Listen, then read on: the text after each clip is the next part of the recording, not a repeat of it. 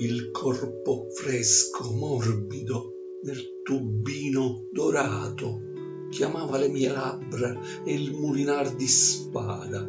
Entravo nel candore, scioglievo nere perle nelle secrete acque, mordevo ceraselle. Ora, violato il petto dal perfido stiletto, la bocca ancora brama, mi supplizia la lama, vuole lasciarmi senza quella goduria immensa. Ricuso quel pentio, ripenso al ben di Dio, mi perdo, mi ritrovo, supererò la prova.